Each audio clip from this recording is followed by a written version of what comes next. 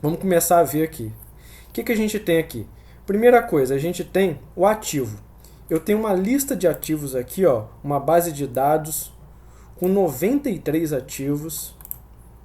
Ó, tem o Ibov e mais 92 ações que eu coloquei, uma base de dados muito legal. Isso aqui a gente atualiza, depois eu mostro para vocês. Dá até para você tirar algum ativo aqui se você quiser e colocar outro que você quiser.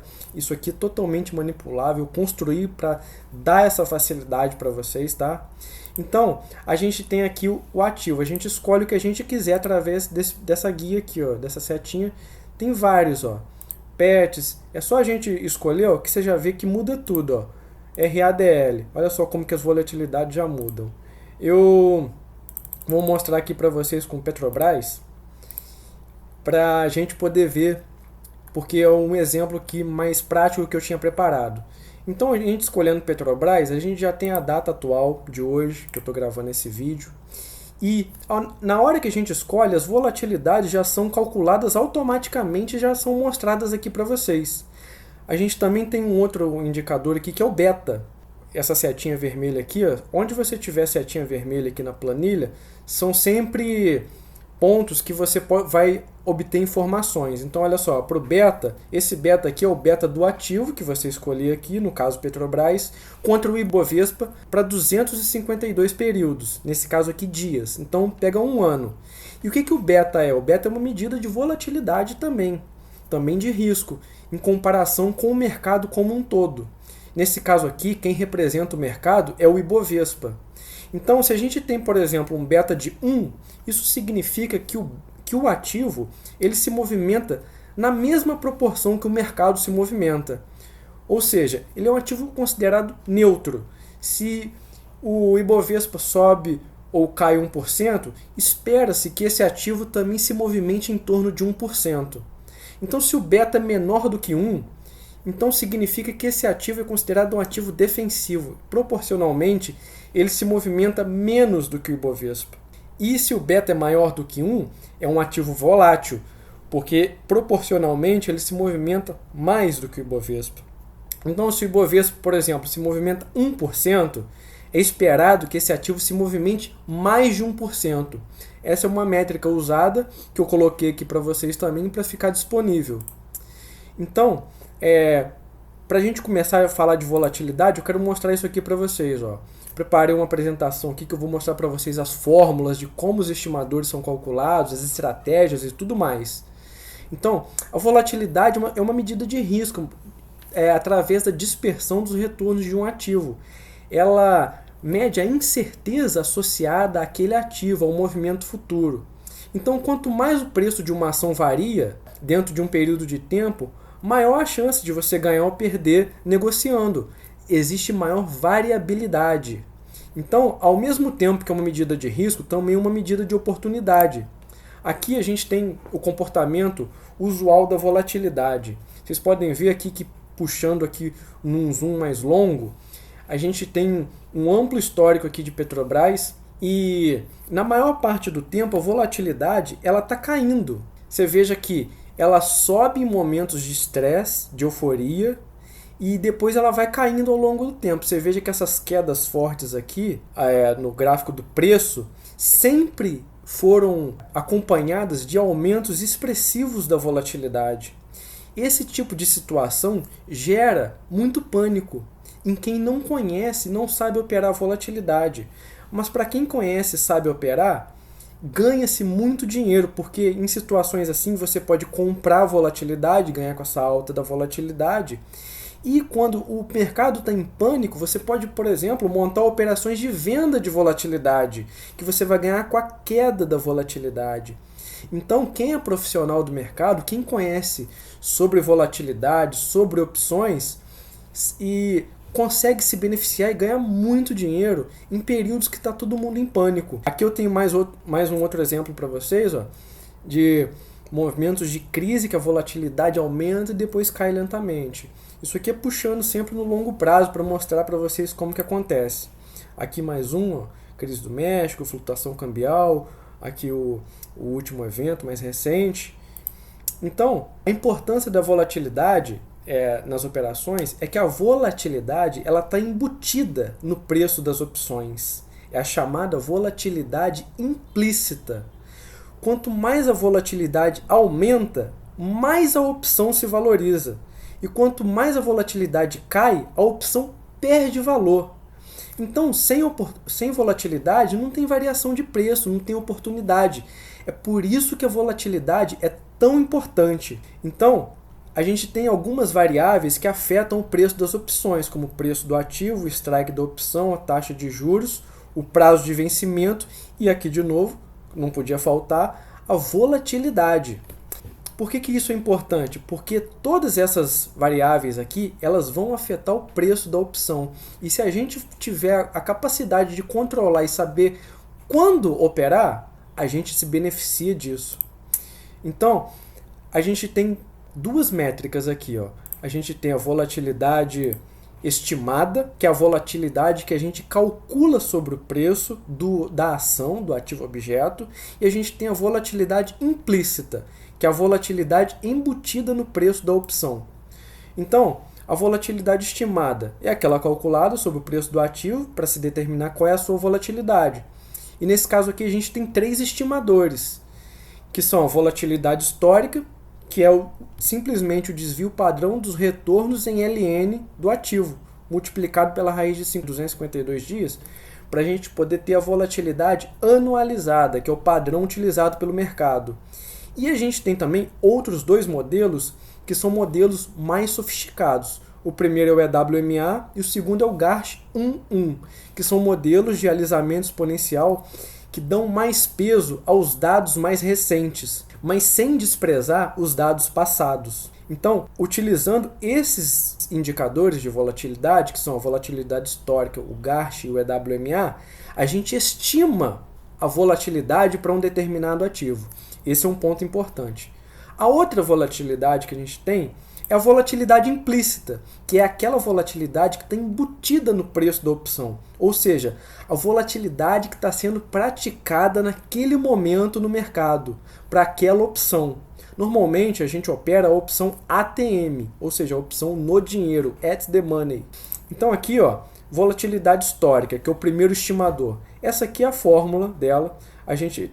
Ela é calculada pelo desvio padrão dos retornos em LN. Ou seja, a gente pega o retorno, o preço de hoje dividido pelo preço de ontem, tira o LN. Esse é o retorno em LN. Depois a gente calcula o desvio padrão desses retornos. Simples assim.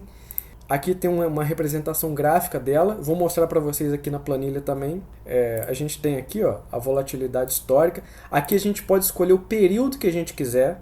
Se eu quiser para 21 períodos, igual aqui, tá feio. Se eu quiser 40, basta trocar. Você veja que ela já muda aqui. Mudou aqui também, ó. Então, eu quero para 100 períodos. Beleza, é só você colocar. Eu gosto, pessoalmente, de usar de 21 períodos.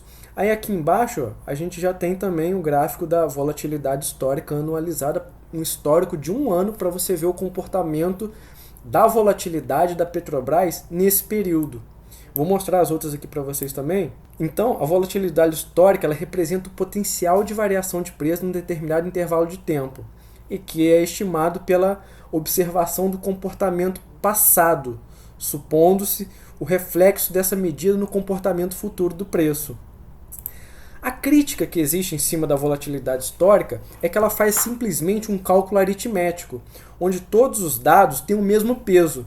Então o valor de hoje ele tem o mesmo peso do valor de ontem, que tem o mesmo peso do valor de 10 dias atrás ou 20 dias atrás, por exemplo. Ela calcula excluindo o mais antigo e considerando o mais novo dentro daquela janela de tempo escolhida. Nesse caso aqui, por exemplo, 21. Então ela vai excluir o último, 21 dias atrás, e vai considerar o de hoje. E é justamente daí que vem a crítica, porque ela não dá mais peso, mais relevância aos dados recentes. Ela dá o mesmo peso para todos os dados, mesmo dados mais antigos que já não têm mais tanta relevância. Então, se você pega, por exemplo, essa crítica para observar como que é o comportamento dela de forma gráfica, a gente tem isso aqui, ó. A gente tem aqui para 22, 44, 66, 126 e 252 períodos. Você veja que quando a volatilidade aumenta fortemente, a volatilidade histórica responde. Só que quando ela cai, você veja que ela mantém aquele dado discrepante mais antigo no cálculo durante muito mais tempo, quanto mais longo for o período que você escolher. E quando esse período, esse dado discrepante sai do cálculo, você veja que ela cai rapidamente. Então, dentro do meio acadêmico, ela é mais criticada, ela é menos respeitada como método de estimação de volatilidade. Mas isso não impede que a gente use ela também, por isso que eu quis colocá-la aqui para ser mais uma opção. Foi diante disso, diante dessa crítica, que métodos mais sofisticados de estimação de volatilidade surgiram, como por exemplo o Garch e o EWMA. O primeiro que eu vou mostrar para vocês aqui é o EWMA, que é o Exponentially Weighted Moving Average, que é a média móvel ponderada exponencialmente, que é um método de suavização exponencial que considera os valores mais recentes da série como mais significativos, ou seja, tem maior peso. E o fator aqui preponderante é que existe um parâmetro dentro da equação que é chamado de lambda. Lambda é uma letra grega, simplesmente isso, que é chamado de parâmetro de suavização. Essa aqui é a fórmula recursiva do EWMA para gerar a volatilidade. Você veja que ele pega a variância de ontem, multiplicado por esse lambda, mais 1 menos o lambda, multiplicado pelo retorno de ontem ao quadrado. O lambda, que é o coeficiente proposto pelo JP Morgan, ele varia de 0 a 1, ou seja, é sempre um valor 0, alguma coisa, usado para estimar o EWMA, e o JP Morgan ele sugere o uso de 0,94. Mas também no mercado é utilizado lambda de 0,90, 0,97, 0,99. Pode ser usado conforme a pessoa quiser, ou ele também pode ser estimado por algum método de estimação. O que acontece é que, normalmente, quando uma plataforma disponibiliza esse EWMA para você usar, ela não permite que você altere o lambda conforme você queira. Isso aqui já é mais uma coisa que eu fiz que é diferente de plataformas, porque aqui você tem a opção de colocar o lambda que você quiser. Repara que aqui está 94%. Eu vou colocar aqui outro valor, pode ser 97. Ó. Vai lá, o EWMA já mudou. Agora o EWMA está calculado para 97%, um lambda de 0,97. Aqui também ó, eu tenho um histórico de EWMA. Quando eu mudo aqui, se eu colocar aqui, por exemplo, 90, o valor aqui já muda, já aparece aqui o novo valor nesse gráfico. E aqui também todo o histórico já muda, considerando esse novo lambda que você definiu. Então, isso é uma novidade, algo a mais em relação ao que plataformas oferecem. Então, esse aqui é um dos métodos de suavização exponencial que é mais sofisticado que a volatilidade histórica. O segundo método, que é considerado até mais sofisticado ainda do que o EWMA, é o Garch, um método de suavização exponencial que também dá mais peso aos valores mais recentes, só que ele é diferente do EWMA porque ele considera mais uma parcela no cálculo. Ele considera a chamada volatilidade de longo prazo, chamada de Long Run Variance. Então você tem aqui 3 possibilidades de ajuste nesse. Você tem um gama, um alfa e um beta, que são pesos atribuídos. O somatório desses pesos, naturalmente, precisa dar 1. Então você tem aqui, essa primeira parcela aqui, é a variância Garch de hoje, também chamada de variância condicional. Você tem a variância de ontem, que é essa daqui, ó, variância em T-1, que é de ontem. Você tem o retorno de ontem ao quadrado, que é esse U ao quadrado em T-1, e você tem a variância de longo prazo. Cada parcela dessa recebe um peso. Esse peso atribuído são os valores que você aplica para calcular o Garch, gama, alfa e beta. Então, aqui na planilha, está tudo aqui, ó, já está aqui. Você veja que para calcular o Garch, eu atribuí um peso à gama de 2%, a alfa de 5% e a beta de 93%. Aqui você já tem o somatório dos pesos. Esse somatório dos pesos, ele sempre tem que dar 100%. Eu coloquei isso aqui para você não cometer nenhum erro, de repente alterar esses valores e não dá 100% a soma deles. Então isso aqui já fica tudo automático. Mas isso aqui você pode mudar como você quiser. Eu poderia, por exemplo, colocar aqui 95% e aqui 4% e aqui no gama 1%. Pronto. Agora o gasto está calculado dessa forma, personalizado como você quis. E aqui a gente tem aqui, ó, a coluna da volatilidade, do gasto, o valor, e aqui embaixo, ó, um gasto também. Essa volatilidade aqui é a volatilidade gasto histórico dela para o período de um ano. Essa linha laranja é a chamada volatilidade incondicional, que é a volatilidade de longo prazo, que é considerada no GARCH. É essa primeira parcela aqui, ó. Você veja que nós demos para ela um peso aqui nesse caso de 1%. Por que essa volatilidade é significativa? Porque nos estudos realizados sobre o GARCH, considera-se que o GARCH ele tem um comportamento característico de retorno à média. A volatilidade sobe muito e retorna para essa volatilidade média de longo prazo. A volatilidade cai e retorna, cai e retorna. Então é um valor para que a volatilidade GARCH fica circundando, uma volatilidade de longo prazo. Isso é uma coisa que não tem no WMA. Por isso que o GARCH pode ser até considerado um passo à frente ao EWMA. Então, gente, é isso. Você pode dar o peso que você quiser para os parâmetros dos estimadores. Isso é uma coisa inédita. Isso não tem nem em plataforma, lugar nenhum. E você tem aqui os parâmetros para que você possa mudar conforme você quiser. Então, quando você configura aqui conforme a sua preferência, a volatilidade já é calculada. Se você mudar de ativo, por exemplo, PSSA, já está aqui a volatilidade histórica, EWMA e GARCH para PSSA 3.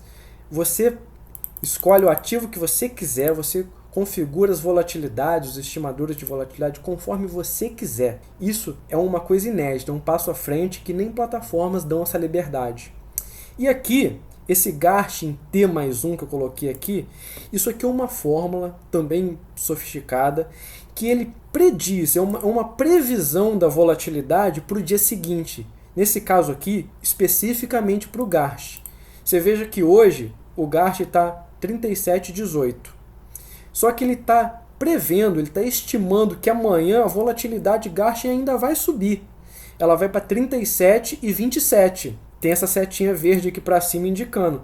Se fosse, por exemplo, estimando que ia cair, a setinha seria para baixo vermelha. Vamos ver se a gente acha um exemplo aqui. Repara aqui ó, que com BBSE3, a gente tem a volatilidade GARCH hoje 27,03, só que ele está estimando para ela uma queda para o período seguinte, que é amanhã, para 26,98.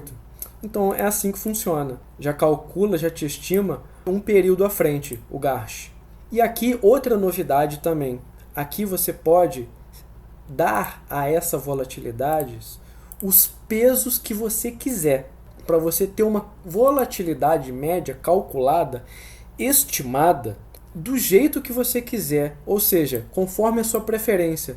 Então aqui, ó, altere os pesos de cada uma das 3 volatilidades como você desejar, de modo que o somatório das volatilidades dê 100%. Então, se eu não quiser considerar a volatilidade histórica, eu posso atribuir peso zero para ela. Eu quero dar 50% de peso para o EWMA e 50% de peso para o GARCH. Beleza, o seu estimador de volatilidade médio foi construído com EWMA e GARCH. Está feito. Não, eu quero dar 20% para o EWMA e quero dar 80% para o GARCH. Está feito. Está calculado automaticamente. E aqui embaixo, veja só, a gente tem um gráfico dos 3 estimadores de volatilidade junto, GARCH, EWMA e volatilidade histórica. A gente tem um gráfico individual de todas elas, de todos esses estimadores e aqui juntos. E ali eu vou mostrar para vocês depois que a gente tem um gráfico também dessa volatilidade estimada, calculada, que é uma coisa personalizada sua que você pode fazer do jeito que você quiser, que só você vai ter, mais ninguém. É uma coisa, um indicador seu, com o peso que você quiser, configurado da forma como você quiser. Então, eu não quero também EWMA. Dou peso zero, venho aqui e dou 100%. Pronto. Meu estimador de volatilidade é o Garch. Tá feito. Ah não, eu quero dar 10% de peso para volatilidade histórica, quero dar 30% de peso para o EWMA e 60% de peso para o Garch. Tá feito aqui, você tem um estimador médio ponderado, estimado por 13 indicadores de volatilidade diferentes.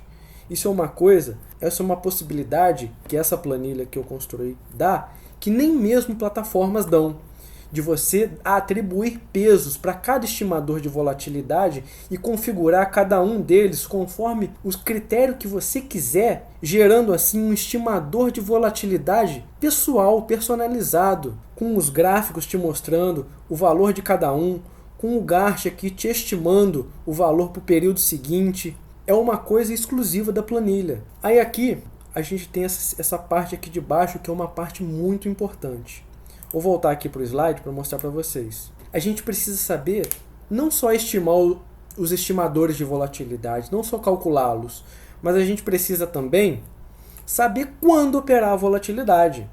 A planilha também indica isso para a gente. É isso que essa parte aqui vai fazer, eu vou mostrar para vocês. O que a gente precisa fazer é confrontar a volatilidade estimada com a volatilidade implícita. Então, o que é a volatilidade estimada? É isso aqui que a gente acabou de calcular, ó, com base nesses 3 indicadores. A gente estimou o nosso indicador de volatilidade. E aí, a gente compara essa volatilidade calculada, que foi estimada por um ou mais modelos de volatilidade, com a volatilidade implícita, que é a volatilidade praticada pelo mercado para a opção ATM de um ativo naquele determinado momento. E aí a gente coloca aqui, ó, a gente vai lá, observa no mercado que a volatilidade implícita da Petrobras para a opção no dinheiro está 40%. A gente vem e coloca aqui, ó, aqui tem uma indicação, ó, inserir o valor da volatilidade implícita da opção que se deseja analisar ou operar. A gente coloca aqui 40%. E aí a gente precisa avaliar a discrepância, ou seja, a diferença entre a volatilidade estimada e a volatilidade implícita. Isso aqui que eu estou passando para vocês, gente, são informações que são passadas em curso avançado de opções, em cursos que ensinam a operar a volatilidade. Então, olha só, eu coloquei aqui na planilha 2 métodos diferentes de discrepância e eu construí um indicador proprietário que vai mostrar essa discrepância. A gente tem a discrepância por valor, por variação percentual e por ponto percentual. Então, vamos olhar aqui na planilha. Olha só, a gente escolhe aqui, ó, discrepância por variação percentual, por ponto percentual ou por variação percentual. E o que é essa discrepância? Ó, eu coloquei também aqui a informação para vocês para ficar muito claro. Ó. Variação percentual, a discrepância calculada pela variação percentual da volatilidade implícita até a volatilidade estimada. Ou seja, quantos por cento é o mínimo que você quer observar de discrepância por variação percentual entre a volatilidade implícita até a estimada, para você considerar uma diferença grande o suficiente para você querer operar, seja comprando volatilidade ou vendendo volatilidade. Depois eu vou mostrar isso para vocês também.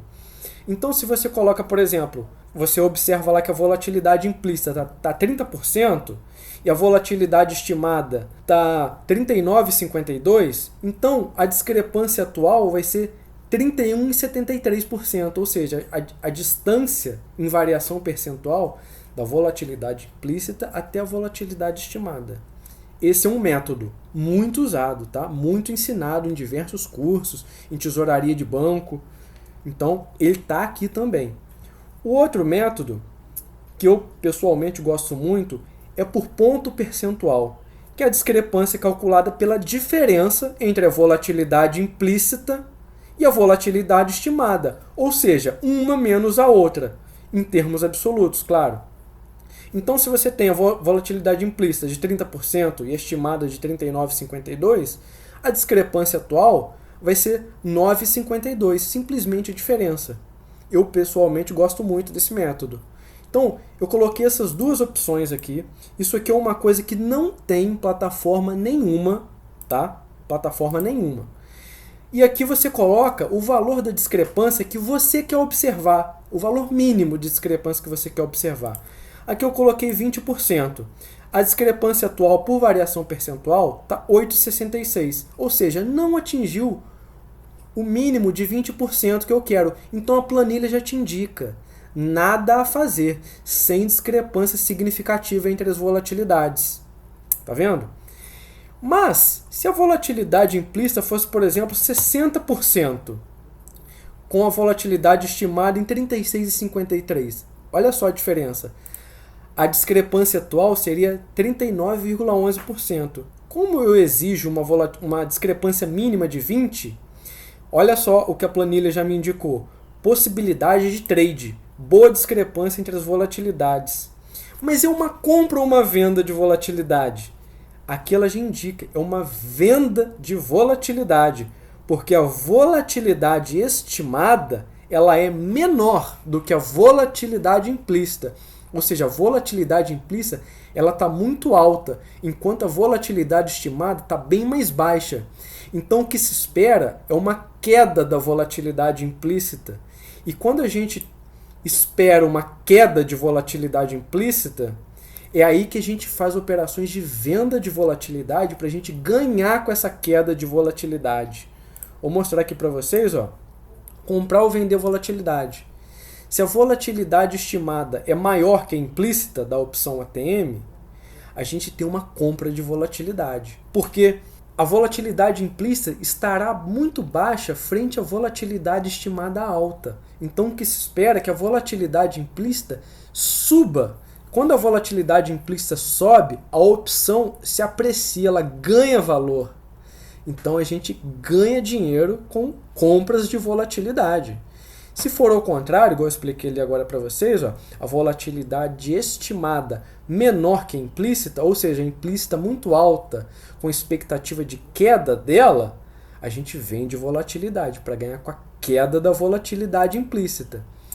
Então, se fosse, por exemplo, aqui 10% a volatilidade implícita, bem baixinha, você veja que aqui ela já indicou uma compra de volatilidade. Discrepância altíssima, claro. A gente pode até mudar aqui, ó, por ponto percentual para vocês verem. Ó. Você vê que a diferença entre a volatilidade média calculada, estimada, 36,53, e a de 10, que é implícita, deu justamente os 26,53. Como a gente quer uma discrepância de pelo menos 20, temos uma indicação de trade.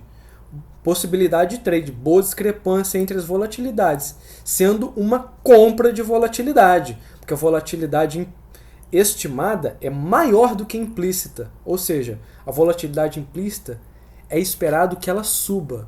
Então, se ela sobe, a gente quer fazer compras de volatilidade para a gente ganhar com a alta. E eu vou mostrar para vocês como fazer isso com as estratégias de volatilidade. São 17 estratégias que tem nessa planilha. É um sistema, gente. É um sistema. Então, deem uma olhada aqui. Aqui a gente tem uma parte muito importante.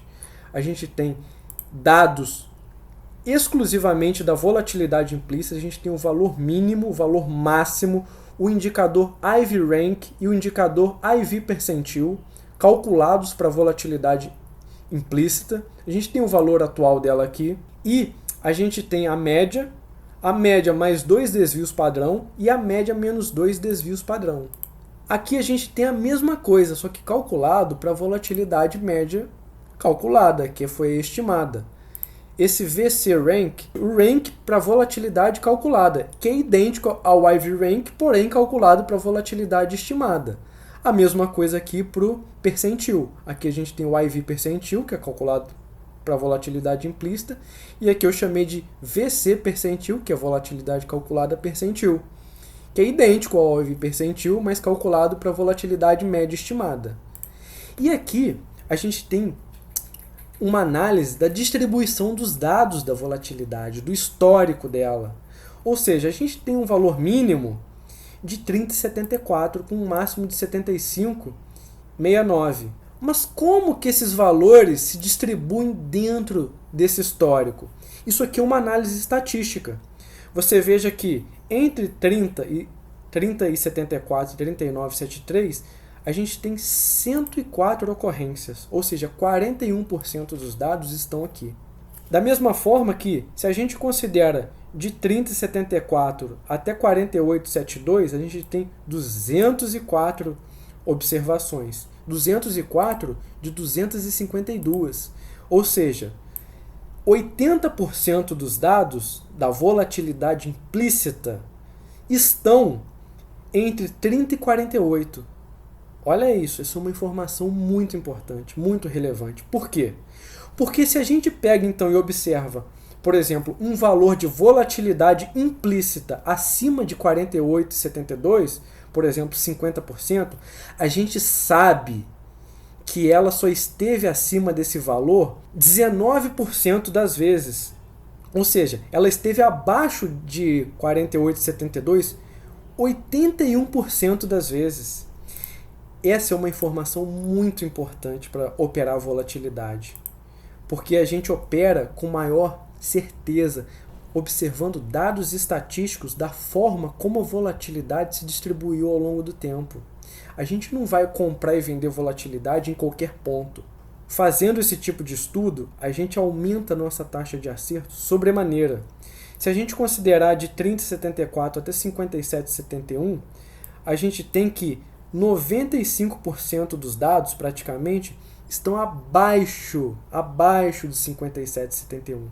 Então, se a gente observa, por exemplo, uma volatilidade acima de 57, ela só foi ali 5% das vezes. Então, é um momento para a gente realmente operar. A gente tem esse mesmo estudo para volatilidade calculada, estimada aqui. Aqui embaixo, ó, a gente tem um gráfico da volatilidade implícita junto com a volatilidade estimada. E aí a gente pode comparar o comportamento de uma com a outra. Isso é muito legal. E aqui embaixo, gente, eu vou mostrar para vocês agora, é um indicador proprietário. Eu criei esse indicador, que é um indicador de discrepância, ou seja, da diferença entre as volatilidades. Olha ele aqui. Nesse caso aqui, eu tinha selecionado lá por ponto percentual. Mas se eu vier aqui, ó, e mudar aqui para variação percentual, repare que já mudou aqui, ó, variação percentual. E a diferença, o histórico da diferença também. Repara que esse indicador azul é um indicador de discrepância, que é da diferença. Nesse caso aqui, da variação percentual de uma volatilidade para outra. E aqui, essa linha preta é a média, e essa linha laranja é a média mais quantos desvios padrão eu quiser desse indicador. Né? Aqui eu coloquei 2, mas se eu colocar 1, ó, a linha muda. Repara que mudou aqui em cima também. Vou colocar 2, tá lá. Então, olha só que interessante.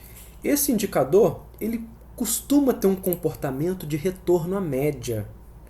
Quando a variação entre uma e outra, a discrepância aumenta muito, ela tende a retornar. Olha só, subiu, desceu. Foi lá em cima, voltou. Foi lá em cima e voltou. Então, esses pontos são pontos de abertura de trade. São pontos ou de compra ou de venda de volatilidade. Depende da posição de uma volatilidade frente à outra. Ou seja, depende da posição da volatilidade estimada frente à volatilidade implícita, conforme eu mostrei para vocês aqui. Mas a indicação está aqui, sabe? A planilha já diz para vocês se é uma compra ou uma venda de volatilidade. Então, aqui a gente tem isso. Esse indicador que eu construí, que não tem lugar nenhum, isso é como uma coisa exclusiva, eu garanto para vocês.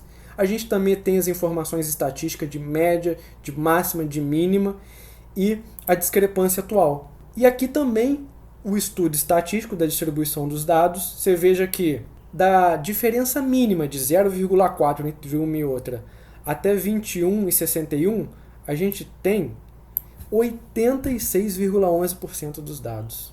Ou seja, se a discrepância estiver acima de 21%, por exemplo, 22%, a gente sabe estatisticamente que esse valor só esteve nesse ponto 14% das vezes.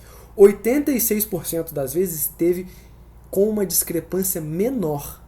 E aqui a gente tem a representação gráfica dessas discrepâncias, desse estudo da análise da distribuição dos dados. Isso não tem lugar nenhum, gente. Isso aqui é de uma informação rica, é de uma informação muito preciosa para quem opera volatilidade, para quem opera opções. Para quem já conhece do assunto, sabe do que eu estou falando. Esse indicador aqui deu muito trabalho construir, deu muito trabalho fazer isso tudo. Se a planilha fosse só isso, já estaria valendo. Se eu mudar aqui para ponto percentual, já muda, o indicador já muda automaticamente. Já mudou aqui para ponto percentual, você vê que o gráfico já mudou, os valores da análise da distribuição dos dados também. Então, é uma coisa que levei muito tempo para construir e realmente, modéstia à parte, foi uma construção significativa que eu consegui. E aqui do lado, é um presente para vocês que eu deixei, que é um histórico de volatilidade média calculada, estimada, de volatilidade histórica, de EWMA e de Garch para um ano, 252 períodos. Essa parte, isso aqui é tudo calculado automaticamente, sabe? Você não precisa fazer nada. Essa parte aqui em branco é o valor de histórico de volatilidade implícita. Eu deixei isso aqui aberto para vocês colocarem conforme vocês quiserem, porque quando vocês entrarem com os valores aqui, esses valores vão aparecer aqui, vai ser esse gráfico em vermelho, daqueles valores ali. Por que eu deixei isso liberado para vocês fazerem conforme vocês quiserem? Porque o histórico de volatilidade implícita, ele pode ser calculado de diferentes métodos. Você pode usar só da opção ATM, você pode usar uma média de deltas entre, por exemplo, 0,40 e 0,60, apenas das calls, você pode usar apenas das puts, ou você pode fazer uma média das volatilidades implícitas das calls e das puts com delta, por exemplo, entre 40 e 60. Então existem diversos métodos para você estimar a volatilidade e construir um histórico de volatilidade implícita para uma determinada ação. Nesse caso aqui é a Petrobras. Mas você pode colocar ali usando o método que você quiser para a ação que você quiser. Foi por isso que eu deixei liberado aqui, para ser ainda mais um diferencial, para vocês terem mais liberdade. Uma coisa que nem plataformas fornecem para vocês. Qualquer dúvida, é só vocês mandarem e-mail perguntando. Eu gostei pra caramba, quero operar, quero a planilha, mas eu não conheço sobre volatilidade, eu não sei nada, eu não sei como funcionam as estratégias. Entre em contato comigo, que eu tenho conteúdo a esse respeito também, eu posso passar para vocês. E fiquem tranquilos que eu garanto para vocês um suporte muito legal, sempre respondo o mais rápido possível.